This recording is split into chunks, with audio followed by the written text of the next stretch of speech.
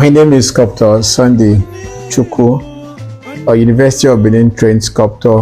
I'm presently working in Enugu, working as a lecturer in the Department of Fine and Applied Art and as a director of the N Gallery Enugu.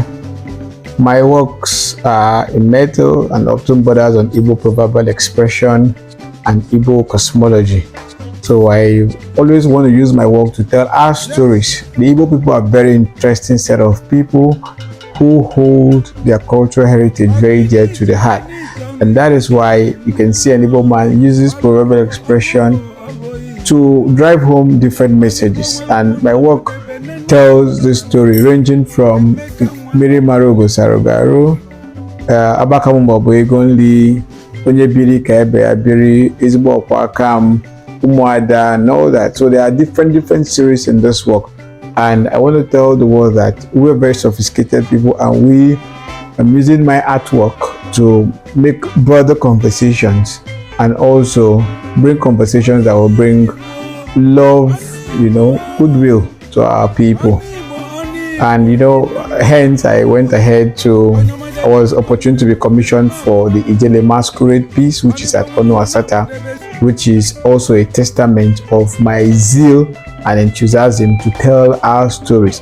And we're looking forward to make monumental environmental pieces as that would really have the world coming to see us as a people, because when we have these works in a public space, we are as well telling the world of who we are and our identity. And that is what I continue and would want to preach with the art I make. Thank you very much.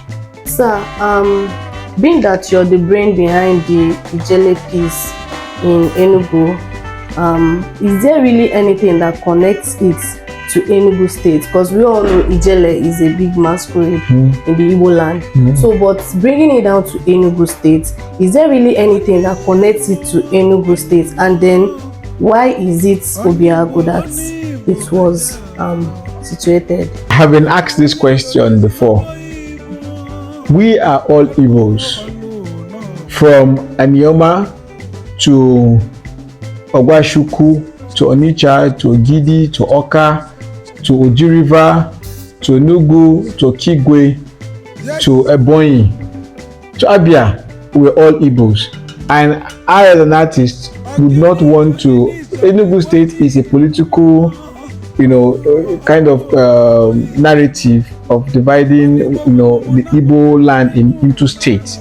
So the Ijele itself is a powerful masquerade of the Igbo people, and it is called the biggest of the masquerade. Yes, exactly. And Ijele itself is a masquerade that embodies a whole lot of the Igbo people's powerful nature that ranges from fertility, goodwill, joy and happiness. Beauty. Yeah, beauty, exactly. So if you check how colorful and interesting the Ijele is, it's not just for a specific people. So Ijele masquerade is revered all through Igbo land. So when you go to different communities, they have different representations of Ijele. But what I did there was to do a very extensive research and see Ijele masquerade from every nook and crannies of the Igbo land.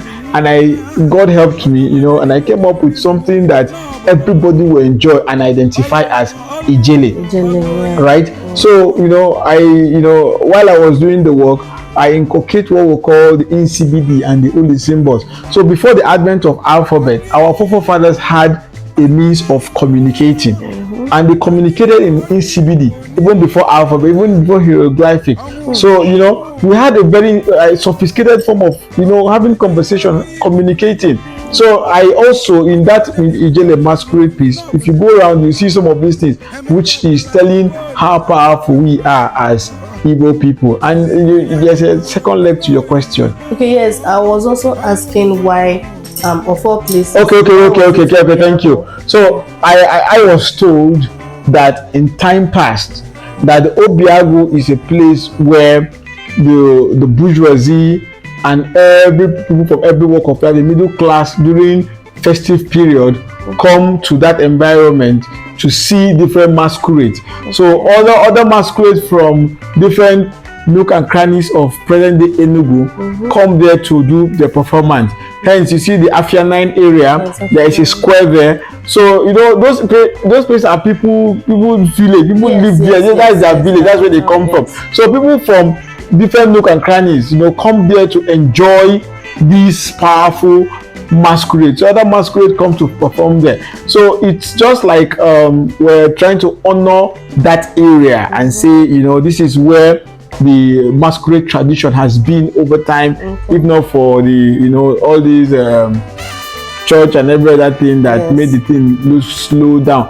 But you know, I think the Ijele masquerade is something that when it comes out, it gives people joy. I always like my work giving people joy. So you can imagine how people will be, how awesome it is, how fascinating. People will say, wow, look at Ijele and how colorful the whole thing is.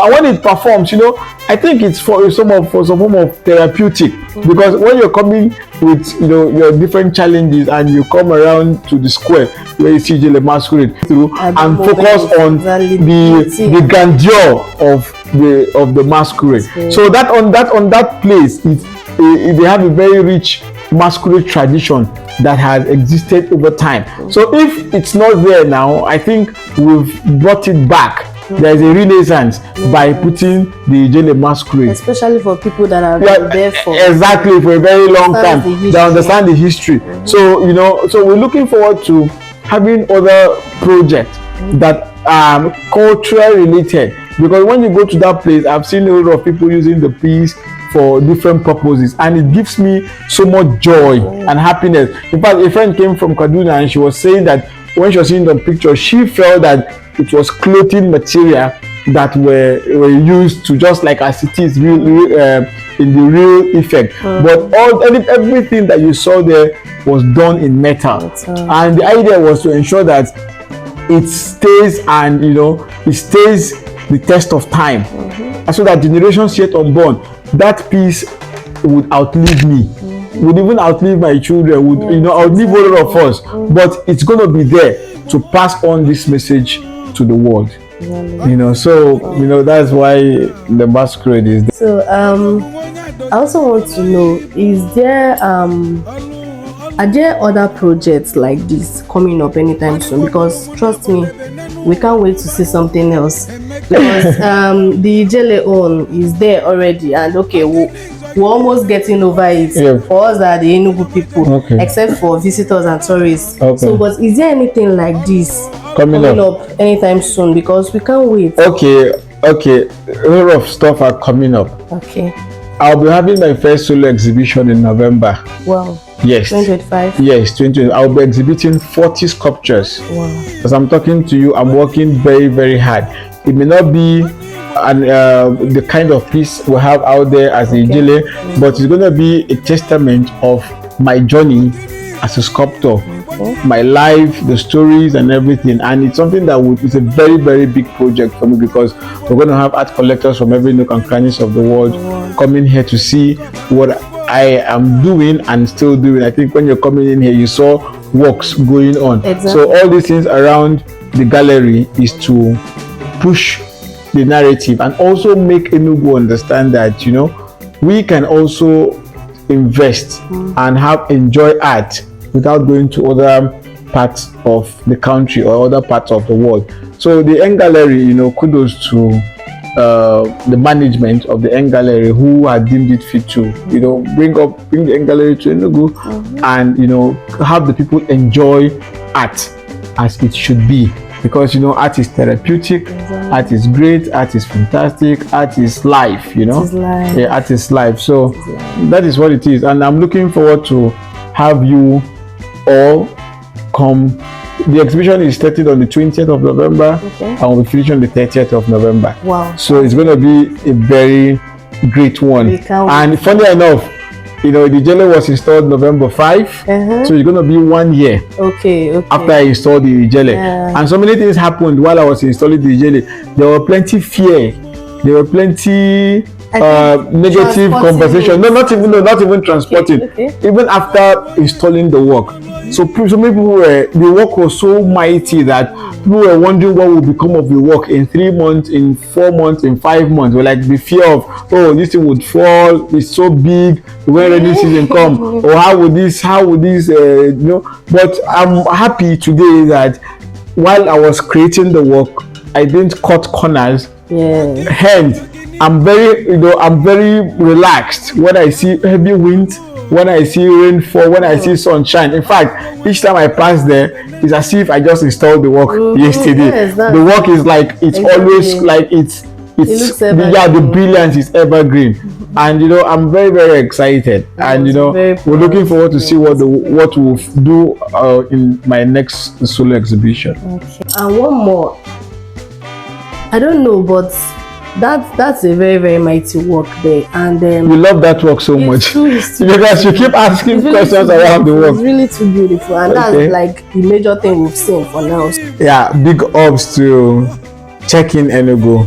Thank you very much for all you do. Keep following Check in Enugu. Follow them on the Instagram page, follow them on the YouTube channel, follow them on all social media networks, and you'll be glad you did. I know you've been enjoying what they've been doing before now. Enjoy. Thank you.